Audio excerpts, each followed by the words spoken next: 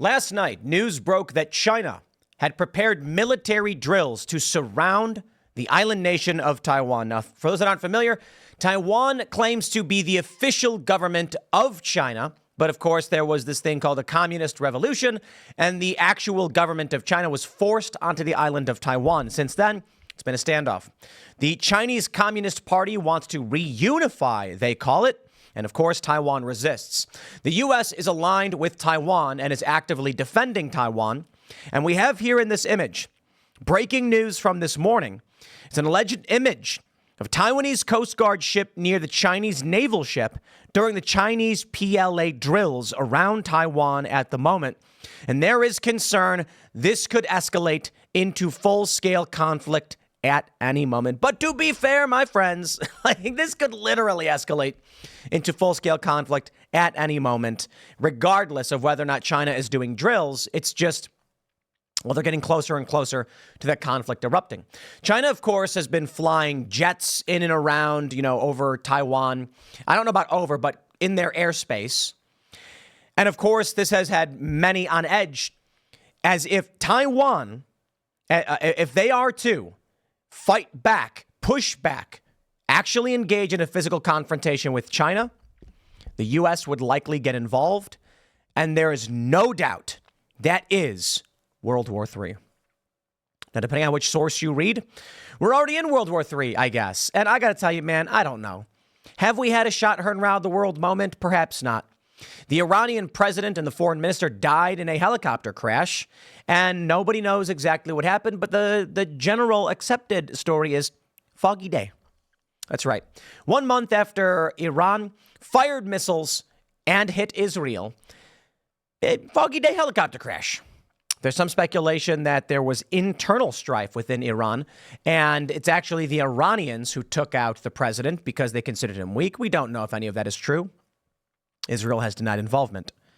Now, I don't know that this actually escalates into any kind of World War III, but I will say this. Joe Biden ain't on the ballot in Ohio. I want to let that one stew for a little bit. Joe Biden is not on the ballot in Ohio. I don't know why. They say it's because the Democrats put their convention too far out. So you have 90 days before the election, you have to be on the ballot. But the convention for nominating the, or is it you have to, yeah, something like that. The convention is 75 days from the election. So Biden's not even the nominee, so they're not putting him on the ballot. Now, a lot of people have said, look, it's a non-story. They're going to do something. Something will happen. Yes, but what does that mean? It means that right now, Democrats don't have Biden on the ballot. And if they are to enact some kind of special maneuver to do it, people are going to call it cheating. They're going to say you broke the rules. Now, the reason why I bring that up, not to get into domestic policy issues on a foreign policy segment, I bring it up because it seems strange, doesn't it? But perhaps there's one reason why it doesn't matter if Joe Biden's on the ballot or not. And it's that World War III is here. Yeah, I don't know what that means. Maybe Biden pulls a Zelensky and says, we can't have elections. Zelensky of Ukraine is now officially a dictator. That's just true. They were supposed to have elections in Ukraine. They didn't. Zelensky said, no, we can't have elections right now. We're at war. The argument from Democrats and those who support Ukraine is, how could they have an election with the Donbass under the control of the Russians? It's a good point, but I will stress there was an election during the American Civil War. Chase Geiser brought that up. That's right. The Confederate States seceded from the Union. And in 1864, in the Civil War, we still had in these United States an election for which Abraham Lincoln won a second term. Right now, we've got the potential for this escalation. Not only do we have China surrounding Taiwan on the verge of confrontation, but Russia is engaged in tactical nuclear drills, which I fear greatly. I've said for a long time, if need be, Russia will use nuclear weapons. Because people seem to think that a nuclear weapon is an ICBM that blows up a major city. They don't understand that there are lower yield battlefield nukes that could be used.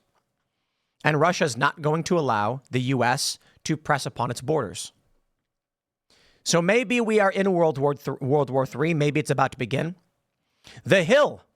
Take a look at this story from The Hill.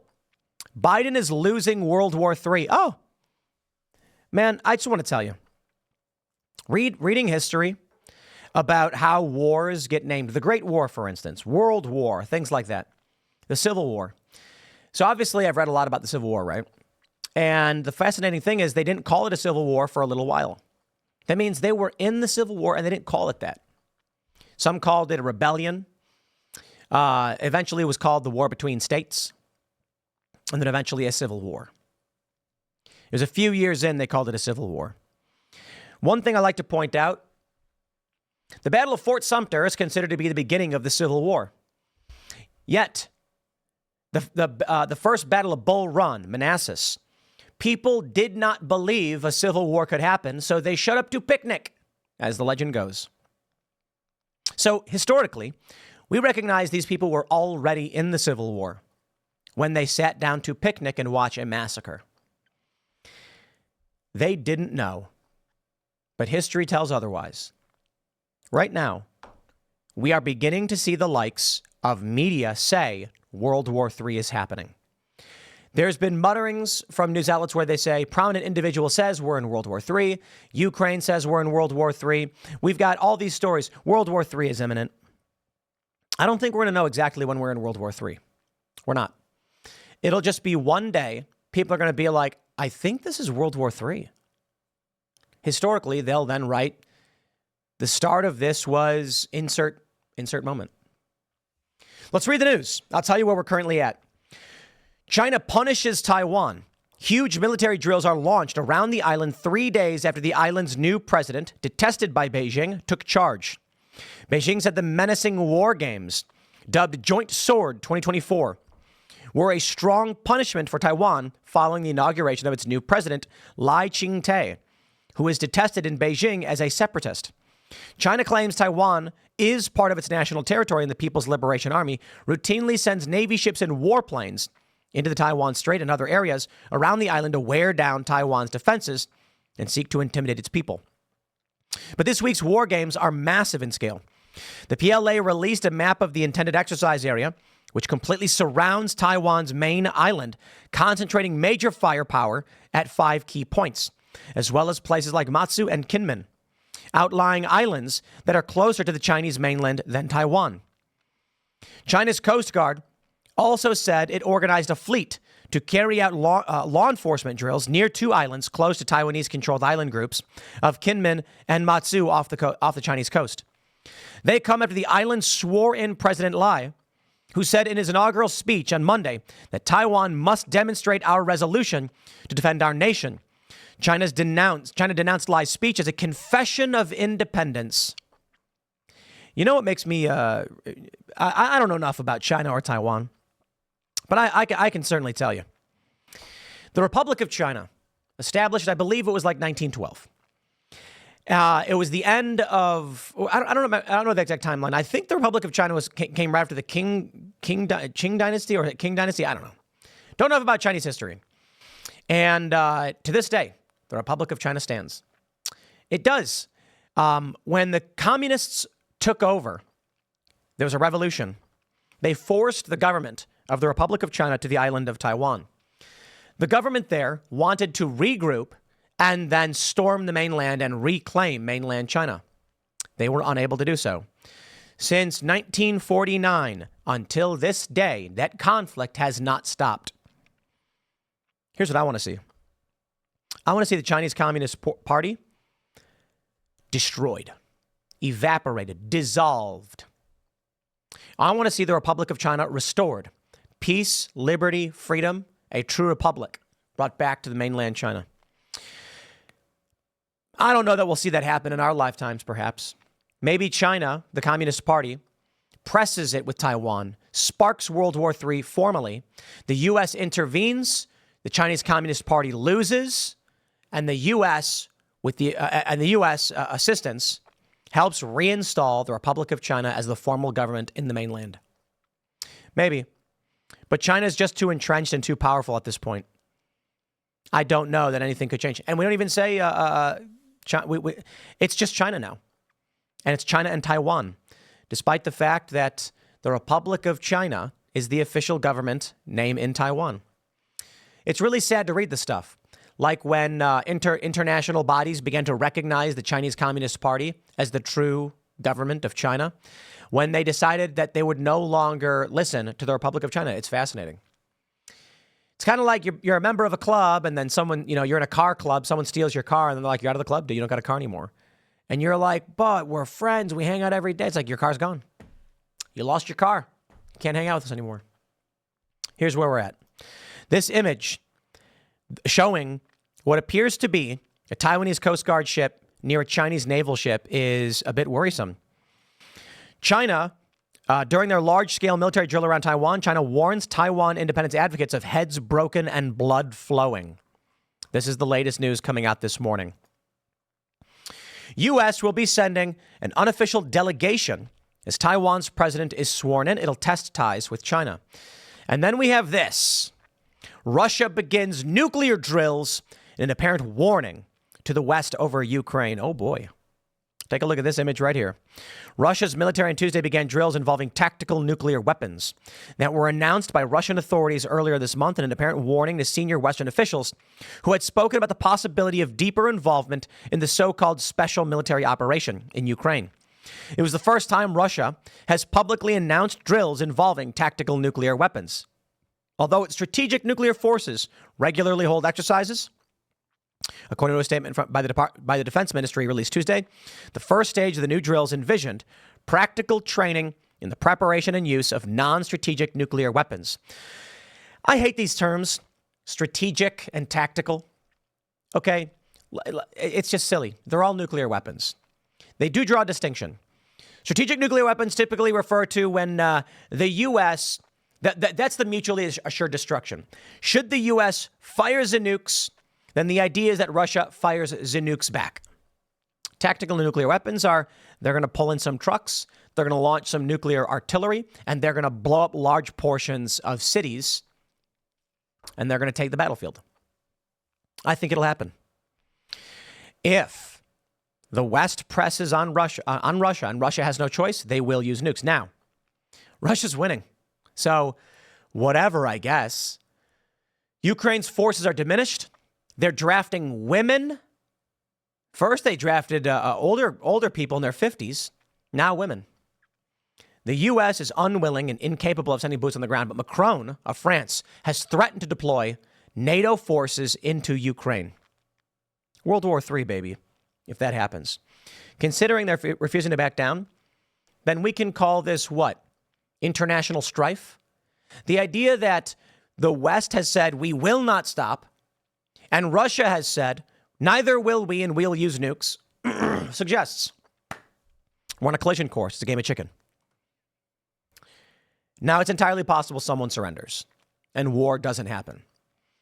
But this is a game of chicken, okay? The West and Russia, and it's not just Russia, it's BRICS, are speeding towards each other, neither willing to back down. I love this headline from The Hill. Biden is losing World War III. What? You mean we're already in World War III? And we're losing? Oh, come on, man. I don't want to hear that. The Hill opinion piece says, President Joe Biden has become the James Buchanan of the 21st century. You know, I was thinking that.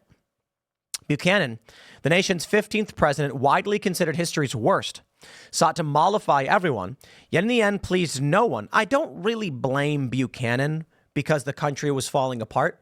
I feel bad for the guy. Jimmy Carter was pretty bad. Woodrow Wilson was pretty bad. The country was falling apart well before Buchanan. Everybody's always ragging on Buchanan. They do say that historically that he was like tepid and weak-willed. Fine. More than a century and a half later, the world is devolving into a global ideological World War III. Russia, China, and their proxies are actively attacking U.S. interests. Yet Biden's national security strategy remains rooted in fighting something less than two simultaneous or overlapping major conflicts, according to a January Congressional Research Service report entitled Great Power Competition, Implications for Defense. The report notes that in 2018, the Trump administration was confronted with an Obama-era decision of building a force not around the demands of two regional conflicts with rogue states, but around the requirements of winning a high-intensity conflict with a single top-tier competitor, a war with China over Taiwan, for instance, or a clash with Russia in the Baltic region. If I was playing a video game, if I was playing Civilization and the Taiwan-China thing was the conflict in the game, I would send everything I had to attack China and restore the government of the true Republic of Taiwan. But we're not in a video game. In the real world, people die. And if the U.S. is to pursue this line of thinking, it means we will get ourselves entangled in a foreign war. Our resources will be constrained. People will suffer. And the question is, for what? For what? See, in a video game, it's silly fun. You hit save. Let's go. Bring back the government of Republic of China. In the real world, yeah, you lose. There's no save. And then what? What's left? The United States should be focused on its borders.